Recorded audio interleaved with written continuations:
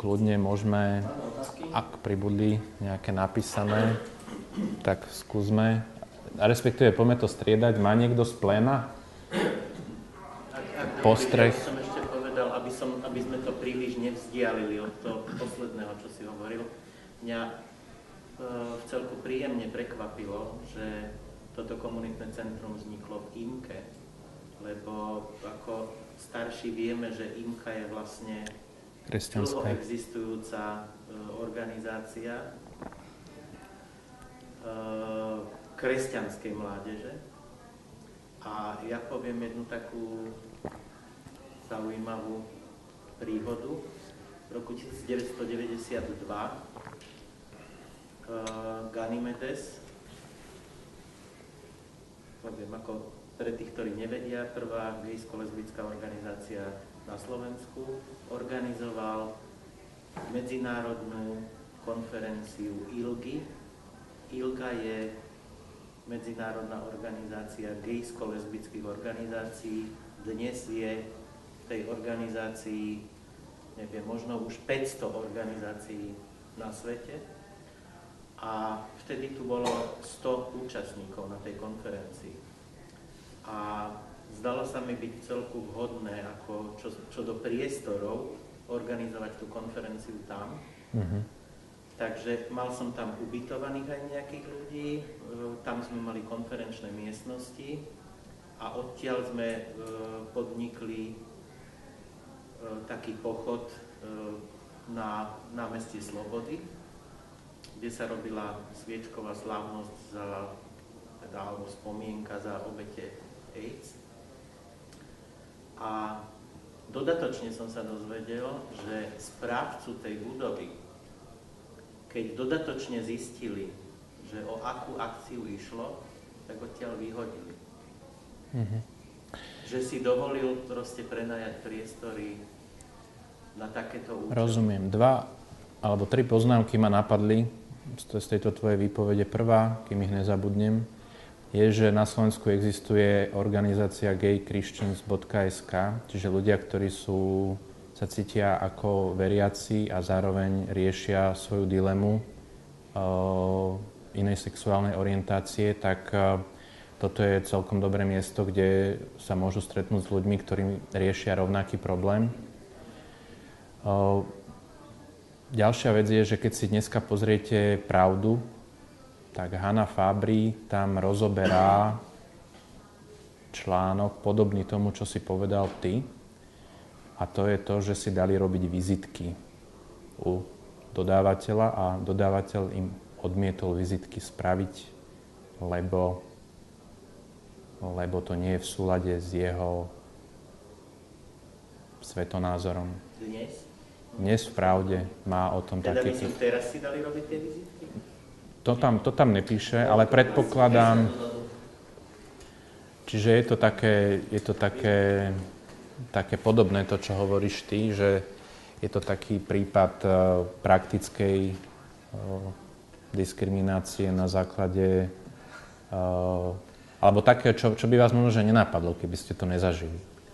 Neviem. Ja by som povedal, že keďže som teda dlhoročný aktivista a zakladal som Ganymedes, že za tých 22 rokov to tu ide na Slovensku v takej sinusoide.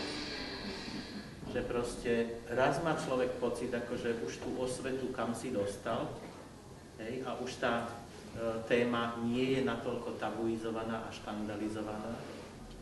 A ja neviem, niekoľko mesiacov na to, akože všetko je ináč. No, hlavne pre ľudí, ktorí sa tomu venujú z hľadiska občianskej spoločnosti a občianskych združení, viem si predstaviť, že niekedy to sklamanie musí byť hrozné, keď zažijú takouto pesťou do nosa po niekoľkoročnej snahe, ale asi máš pravdu. No lebo veď keď vlastne poviem o tom, že prvýkrát, čo sme vôbec predkladali nejaký návrh, aby sa čosi upravilo v rámci občianskeho zákonníka, čo do registrovaných partnerstiev, bolo v roku 1997. Vtedy nám nikto z vlády ani len neodpovedal. Potom, keď sme to predkladali už ako iniciatíva Inakosť, ako vtedy ešte voľné združenie viacerých organizácií. Takisto to proste nemalo žiadnu odozvu, až keď to predložili v roku 2001 niekoľkí poslanci do parlamentu, tak sa tým zaoberal parlament, ale tú parlamentnú rozpravu tu dodnes máme archivovanú, lebo sme ju dostali k dispozícii. To, keby ste si ako prečítali, tak sa vám akože nielen všetky vlasy, ale aj všetky chlpy zježia na tele, čo tam dokázali poslanci porozprávať na túto tému. Viem si to predstaviť, lebo dokážu aj dneska. Tak Dobre, ja by som prejdime. V podstate tá hlavná téma dnešnej skúsie bude partnerstva. Môžem vás prerušiť, že ja som sa hlásil, pán poslanec vie. Ja by som sa chcel inak opýtať. Vidíte ako poslanec Národnej republiky, teda Národnej rady Slovenskej republiky, aké je Slovensko, akí sú tu občania, s akým myslením, s akou kultúrou, tradíciami, hodnotami, či už z hľadiska minulosti, alebo ďalšieho vývoja na území, ktoré je naozaj veľmi krásne a bohaté. Ako to tu ide? Veľmi sa mi páči váš príhovor, ako aj tie príspevky, ktoré ste nám v krátkosti prečítali od občanov, boli naozaj veľmi krásne. Ale na druhej strane si povedzme úprimne a otvorené, že v niektorých regiónoch Slovenska je to veľmi kritické. Niekedy úplne naozaj až také, že človek, bohužiaľ musí tak povedať, ale aj o život môže prísť. Dochádza k fyzickému násiliu, či už na základných, stredných školách, keď sa dozvedia, že ten je napríklad homosexuál. A čo je ešte smutnejšie, že učitelia napomáhajú k tomu, aby takíto jedinci upadali a prípadne prišli o život. A preto by som sa chcel opýtať, keď viete, ako to na Slovensku je a že je to veľmi tragické a smutné, že ako poslanec Národnej rady Slovenskej republiky, či ste pre túto problematiku niečo v Národnej rade urobili a či ste aj predložili nejaký návrh zákona. Čím by ste jasne ukázali slovenskej verejnosti, že naozaj tento problém treba riešiť a už bolo dosť rozprávania o 89. roku, ale naozaj už poďme konať. Tak ono by to nebolo prvýkrát, čo by bol predložený návrh zákona o registrovaných partnerstvách, čiže ten taký výstrel do tmy, alebo tá snaha prvýkrát to poslať na parlamentnú pôdu v zmysle návrhu zákona tu už bola. Skončila neúspechom v zmysle, že nebol schválený, úspechom, že bol podaný, čiže nie je to problém zopakovať, v tom problém zásadne nevidím, ale je veľký problém nájsť preto 76 hlasov.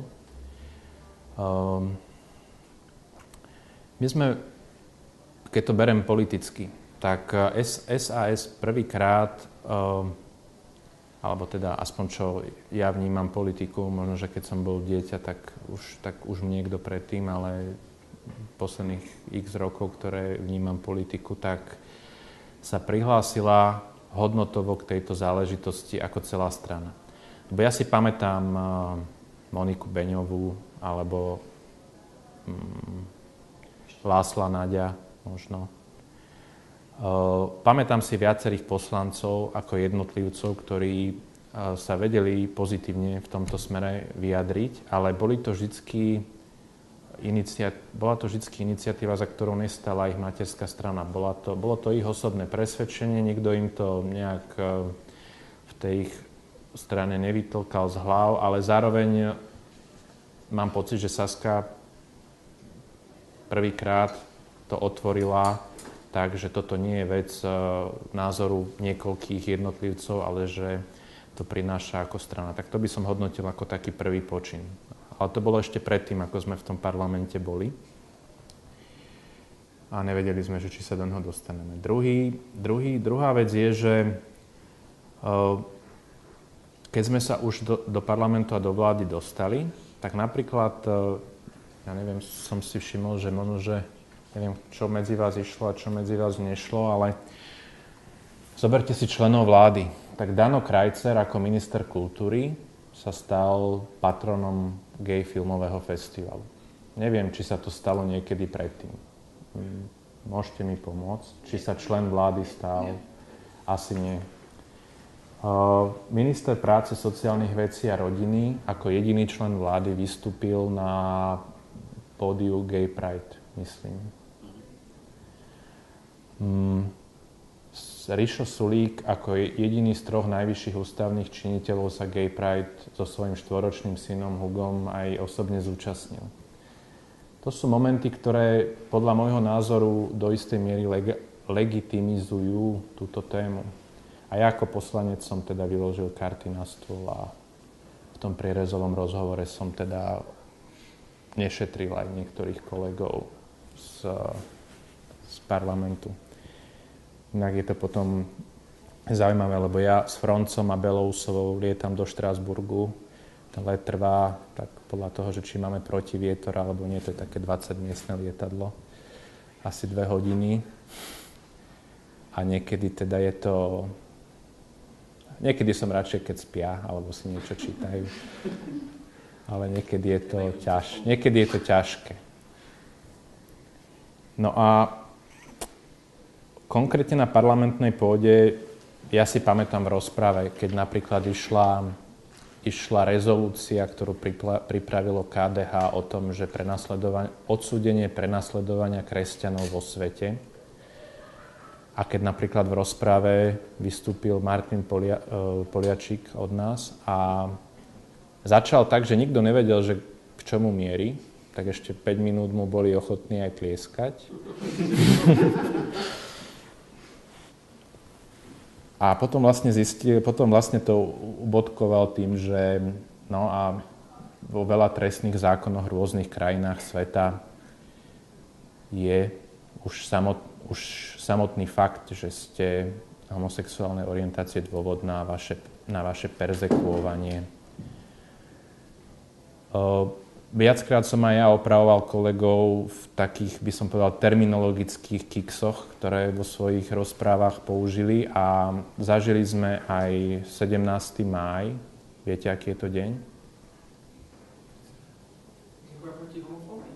Áno, 17. máj, deň boja proti homofóbii, keď sme ako poslanecký klub si pripli duhové stužky počas Trnka Čentež, áno, tak tých sme volili často, tak sme vlastne tie stužky mali a mali sme ich aj večer na Bôriku, lebo vždycky po začiatku schôdze, to znamená prvý deň schôdze, si Iveta Radičová pozvala na Bôrik všetkých koaličných poslancov a ministrov, aby v neformálnej atmosfére si povedali to, čo sa ťažko hovorí v pléne parlamentu. A my sme tam vtedy rozprávali s tými pripevnenými duhovými stužkami. Či je to za rok veľa alebo málo, to už nechám na vaše uváženie aj vzhľadom na tú konšteláciu, keďže sme boli vo vláde, ja to tak nazývam pracovne, že z KDH Light a MKDH. Čiže, a to teraz sa nechcem nikoho dotknúť, ale asi poznáte vývoj tých strán, že vlastne Béla Bugár bol predsedom maďarského KDH predtým, ako vzniklo SMK, myslím, z 3 strán. A Mikuláš Dzurinda, to viete, že ako šéf SDK je v podstate vyslanec KDH do SDK, ktorý potom sa ale rozhodol, že sa nevráti nazad a vlastne vytvoril novú stranu, ktorá bola síce menej založená a združovala teda aj určité liberálne platformy. Ale ten rodokmeň je tam jasný a on sa jasne prejavil pri vyjednávaní o programovom vyhlásení vlády v tom, že tie rokovania bol to taký maratón, taká patová šachová partia a asi ten výsledok, ktorý vo mne tak zotrval, bol asi v tom, že celé sa to uzavrelo v zmysle, že berete aj, alebo ani. To znamená, že my pustíme niečo vám a vy pustíte niečo nám, alebo si nepustíme navzájom nič. No a KDH si z tých dvoch možností vybralo ani. A keďže už raz vládu to funkčné obdobie skrátili, tak Iveta k tomu zaujala postoj, že princípom zostavovania programového vyhlásenia vlády znamená, že všetci štyria súhlasia. Čiže není tam nejaký systém, že kto má koľko percent a koľko hlasov, ale všetci štyria musia povedať áno. Aj keď teda pri Eurovale to už potom neplatilo. Ale to bol výstup programového vyhlásenia vlády, v ktorom sa tento náš bod neocitol. A preto sme sa snažili vec podporiť tými aktivitami, ktoré sa snažím konkrétne bez nejakého zovšeobecňovania vymenoval. Ešte treba spomenúť ten výbor LGBT práva. To je veľmi dobrá vec, lebo tam nám to neprešlo jeden hlas. A ja som mal na to rozhovor s pani premiérkou práve na Boriku, lebo som ju tak trošku podozieral, že sa... No jednak ona sa ma vyzvedala, že ktorí to poslanci a členovia vlády ešte teda sú, hej, dúhoví. Tak to dokonca aj dostala odpoveď, ale nie odo mňa, že to má priamo doma. Teda veľmi blízko. Toto vystrihneme. To vystrihneme. A... Však konkrétne ste nemenovali. No ja nie, ale dostala tú odpoveď od iného kolegu konkrétne. Ale vystrihnúť to nemusíte. Meno tam Takže platí vlastne to, čo Martin Poliačik povedal v istom rozhovore, keď sa opýtali, že či sú dúhoví aj medzi poslancami. Povedal, že v populácii je 7%, je nás 150 a počítať viete. Ja som sa tiež tomu nejak vyjadril, ale samozrejme je to vec veľmi, veľmi súkromná a v živote by som si nedovolil niekoho súkromie takto narušiť.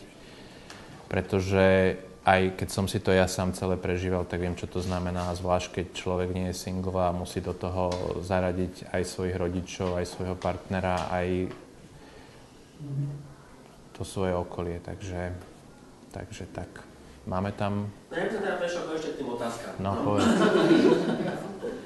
A možno by som dal nultú otázku, aby si možno povedal, čo vlastne sme mali ako v programe SAS hľadiska životných partnerstiev. Máme to aj nachystané, že kto má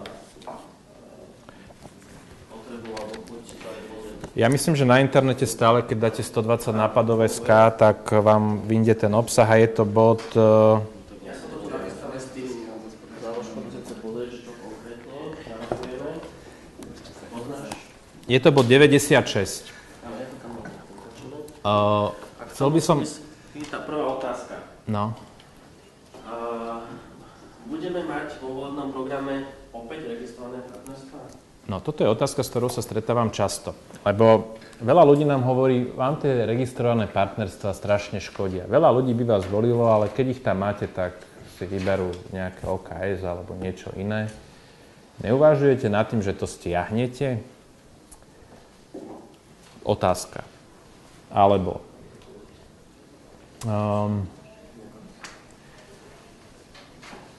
nedám ďalšie otázky, ale skúsim odpoveď. Neuvažujeme nad tým, že to stiahneme. Neuvažujeme nad tým, že to stiahneme práve kvôli tomu, že sme sa k tomu prihlásili ako štandardná liberálna strana hodnotovo. Čiže nepozeráme na tom, čo nám to prináša a čo nám to bere, ale je to niečo, čo je trvalou hodnotovou výbavou strany.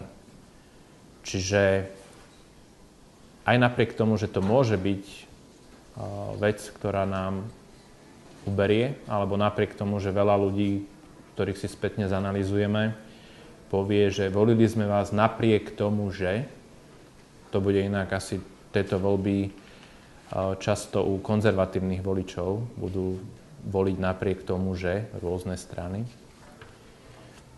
Tak určite v tomto nechceme ani nebudeme robiť žiadne ústupky. Je to proste niečo, čo v našom programe bude ukotvené a keď budeme mať príležitosť, či už akoukoľvek formou, ktorá bude prístupná, tak to budeme podporovať tak ako doteraz.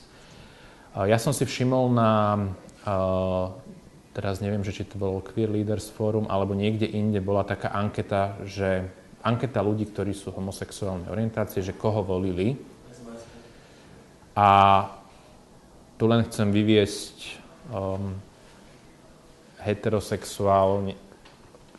amatérskych politológov a sociológov z omylu, že tá plejada strán, ktoré volia ľudia homosexuálnej orientácie, je dosť podobná tej všeobecnej vzorke. Čiže mali sme tam samozrejme asi dvojnásobok oproti, alebo nejakých 15%, myslím. Čiže v zvýšenej miere, ale určite to nebolo o tom, že viac ako polovica homosexuálov volí SAS. Čiže rozhodne sa to nedá takto zjednodušovať a zovšeobecňovať. A rozhodne podľa mňa ten efekt kľudne môže byť z minusovou. To znamená, že viac strácame ako príjmame. Ale na druhej strane spoločnosť sa vyvíja a ja som z tých volieb som mal dobrý pocit vtedy, keď robil tlačovku prezident a povedal niečo v zmysle, že mňa strašne prekvapili ho dve veci, už tú druhú si nepamätám. Ale prvá bola v tom, že jak to tá SAS mohla dostať na Slovensku 12%. Proste ja som na ňom videl, že ho to prekvapilo v zmysle, že také hrozné veci ako registrované partnerstvá a dekriminalizáciu marihuany, to bolo také tie tamtamy, ktoré na nás ako negatívne vymedzenie v podstate púšťali naši politickí konkurenti, že strana, ktorá takéto hrozné veci presadzuje, alebo teda hlási sa k ním a tie mesiace pred voľbami to šlo non-stop, čiže nedalo sa to nepočuť. Napriek tomu taká strana dostala 300 000 hlasov alebo 12%, tak to ma tak potešilo, keď toto vypadlo z úst pána Gašparoviča. Čo tam máme ďalej? Máte dve otázky, ktoré spolu súvisia. Prvá bola zodpovedaná, prečítam ich dokopy. Ako presadzuje strana SAS registrované partnerstva v Národnej rade? To viac menej zaznelo, že nepodarilo sa. A druhá otázka, akým spôsobom, otázka technikov, ich chceme presadiť v parlamente?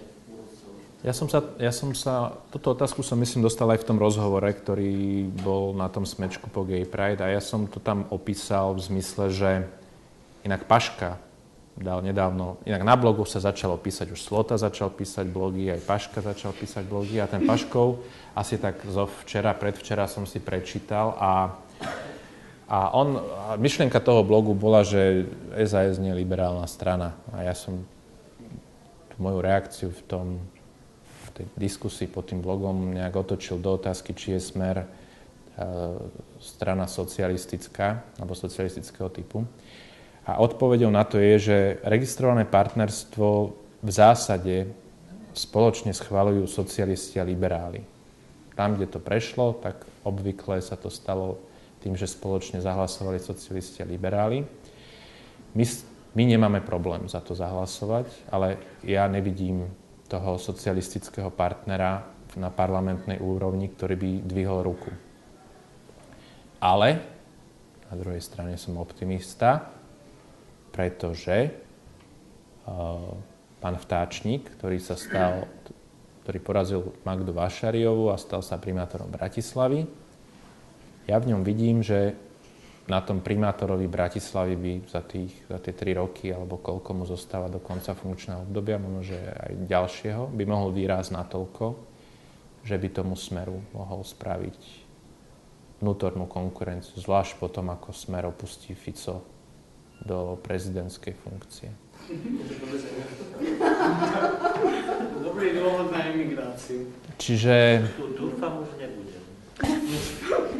Čiže ja osobne si myslím, že je to historická nevyhnutnosť a je to otázkou času, lebo taká tá normálna sociálna demokracia podľa mňa musí prísť aj na Slovensko a z môjho pohľadu teda vnímania. A ja sa na takého partnera v parlamente samozrejme teším. V niektorých ekonomických veciach sa nezhodneme, ale verím, že vo veľa ľudskoprávnych veciach nájdeme asi taký istý súzvuk, ako sme našli pri organizácii Gay Pride tohto druhého ročníka. Stano, je podľa teba Čaplovič sociálny demokrat presvedčením, alebo je tam z nejakého iného dôvodu? Čaplovič nás nazýva, že bezbožníci, Saskárov. Ja neviem, no bol podpredsedom vlády pre národnostné menšiny a ľudské práva 4 roky. Tak to je taká odpoveď, ja neviem. No, ja chcem na to konto povedať. Ja som v rámci toho, že som bol 2 roky v predstavenstve iniciatívy Inakosť, tak som bol s Julom Koleničom na 3 jednaniach u Čaploviča. A bol veľmi vstřícný registrovaným partnerstvám. Len nepochopil som jedno. To, čo on jeden deň povedal, že ako by sa to dalo a ako budeme postupovať, tak Fico ho zotrel takto. On ako keby ho ani nevypočul. On proste na druhý deň bol v stave povedať, že toto je záležitosť, ktorá sa nás vôbec netýka a vôbec ju nebudeme riešiť. Ktorá mňa ani nikoho na Slovensku nezaujíma. No a ja môžem povedať, to akože, či je to tajné, nie tajné. Čaplovič mi osobne napísal, že registrované partnerstvá nie sú témou sociálnej demokracie a že to nemá z vlastnej hlavy, ale že to je záverom nejakého kongresu Besky. No ale to teraz ti napísal posledný. Troška to odľahčím a nadviažem. Je to vážna vec, ale je to len potvrdením toho,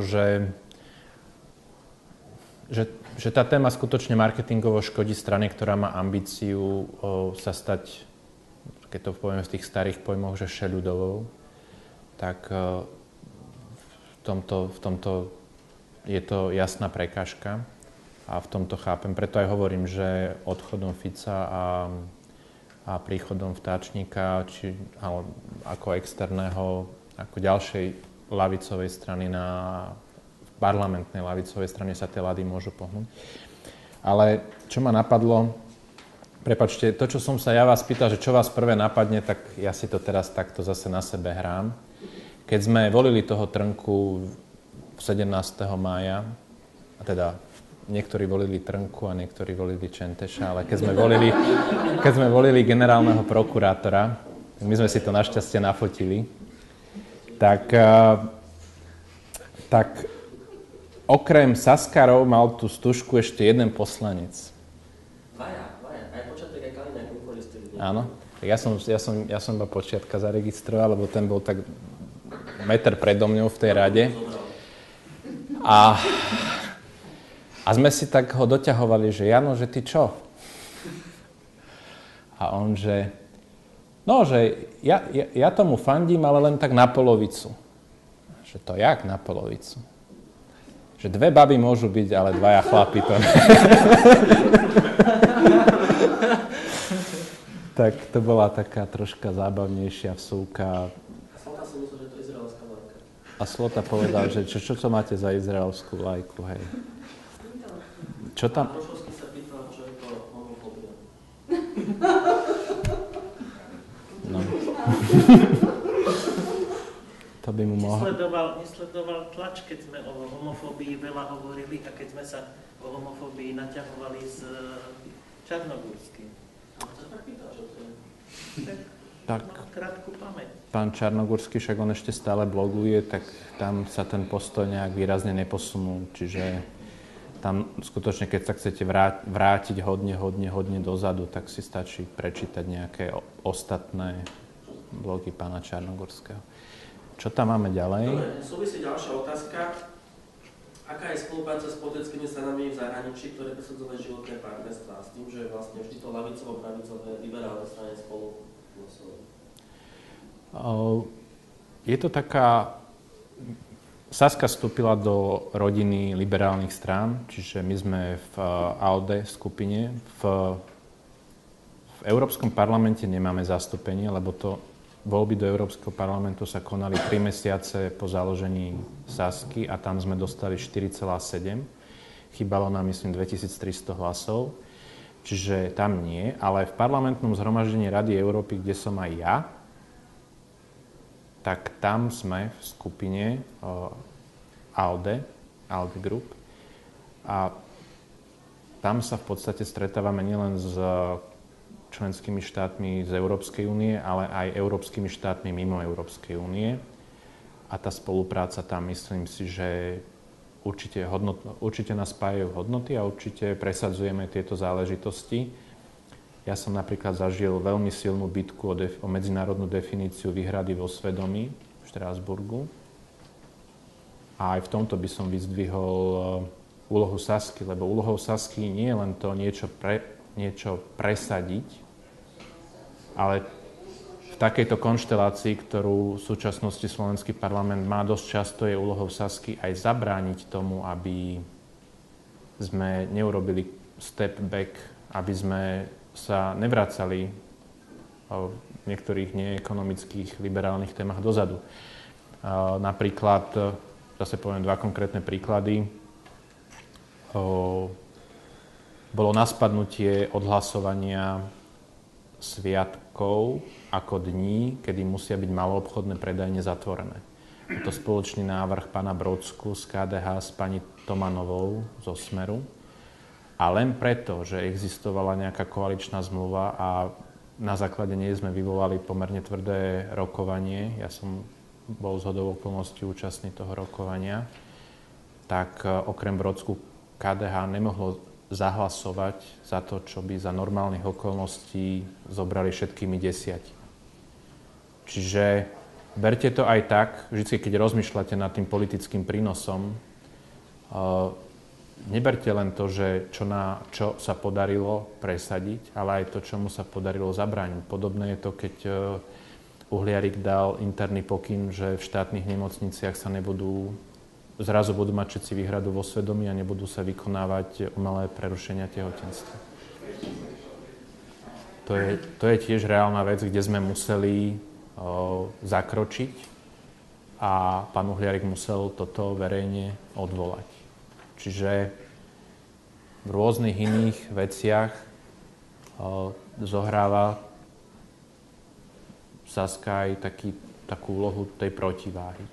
Čiže tej zábrany tomu, aby prešli veci, ktoré by z nášho pohľadu prechádzať nemali. Že som čítal rozhovor s pánom Táčnikom, odkedy je rok vo funkcii, a ma prekvapilo, že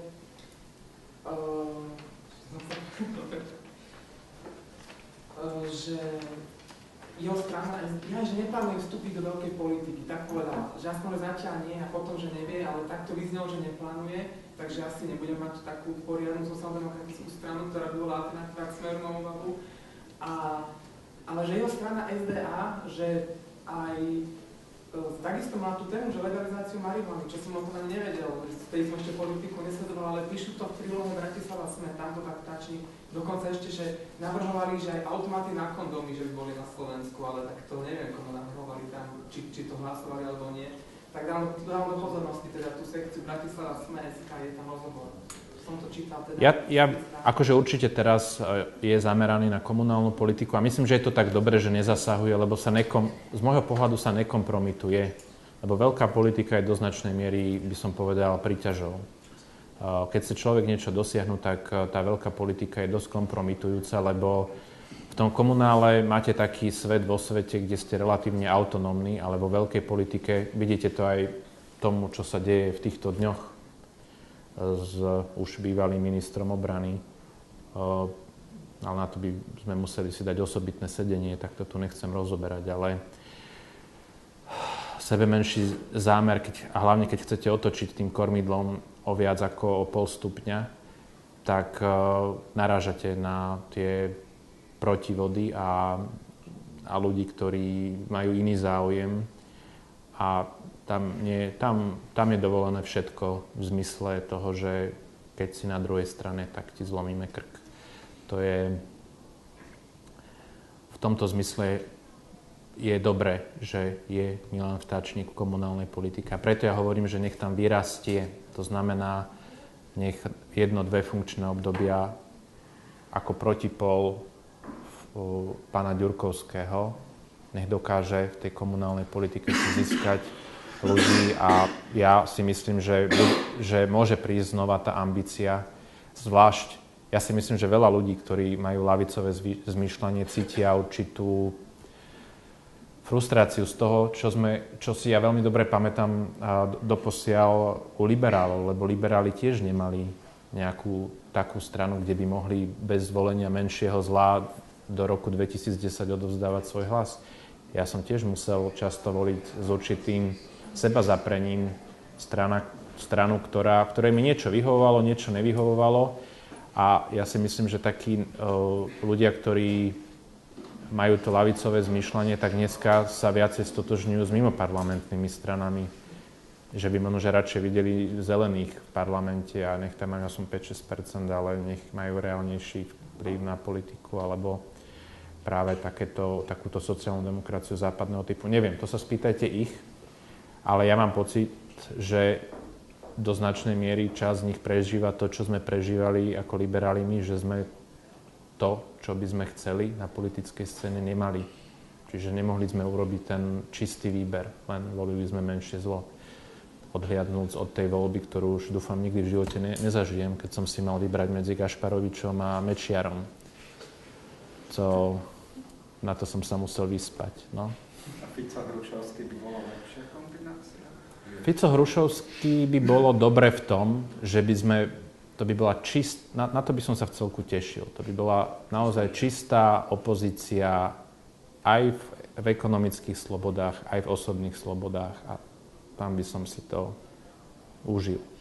Čiže ja by som sa nebal toho stráviť nejaké volebné obdobie v opozícii. Je to... Niekedy častokrát môžete v nej presadiť viac ako v koalícii a spomeniem zase konkrétny príklad. Tým, že je teraz také obdobie, kedy sa rozviazala tá kazajka koalície, tak je dosť možné, že prejdú predmanželské zmluvy. A prejdú tak, že ich podporí na návrh poslankyne Smeru. Ich podporíme my a tým pádom získajú viac ako 76 hlasov a vlastne to je to, čo by malo medzi socialistami a liberálmi fungovať štandardne, ale som rád, dúfam, že teda že nestiahne ten poslanecký návrh. A že to dovedieme do víťazného konca ako konkrétny model opozično-koaličného prieniku, ktorý má nejakú legislatívnu bodku v zbierke zákonov. Čiže aj tu sa prejaví to, že tá Saska tam je, tak ten Smer má niekoho k tomu dodať tie hlasy, aby to prešlo. A takto by to malo byť aj s registrovanými partnerstvami raz. Dobre, máme o 10 minút 8 a pán poslanec musí ísť, čiže posledné 2-3 otázky. Tu mám jednu takú dlhú, ktorú ale viem odpovedať aj ja, takže ak... Tak dajme z pléna. Nechávaš na neskôr. Dajme z pléna. Aby si vedel, o čo ide, to bol ten blok mystifikačný, že sa schválil u nás registrované partnerstvo. Viem vysvetliť. Dobre. Ja mám teda otázku, že čo si vrátil o tej pošte, že príde domov pošta a vlastne nemá to kto prebrať. Teda vlastne môže to prebrať príbuzný. Ja teda zatiaľ nemám manželku, ale keď teraz budem mať, tak bude sa zjavne volať takisto ako ja. Čiže proste keď by tú poštu za mňa chcela prebrať, tak proste ukáže občiansky preukaz a vlastne tam bude napísané to isté meno, ako minimálne priezvisko. Ale čo sa deje, že kebyže napríklad má iné meno, kebyže si chce nechať svoje pôvodné meno, alebo prípadne sa volať nejak úplne ináč, že ako to napríklad tomu poštárovi dokáže, že tú poštu za mňa môže prebrať. Okrem toho, že by teda ukázala, že súbačný list. Ale tak nemá ho každý hneď akože po ruke, že? Každý deň ho nemá po ruke, ale kým ležíte tých 7 dní v nemocnici, tak tak ho po ruke zoženie, keď je to dôležité. Dovidenia, pekný deň. Tak je to nepohodlie versus nemožnosť. Hej?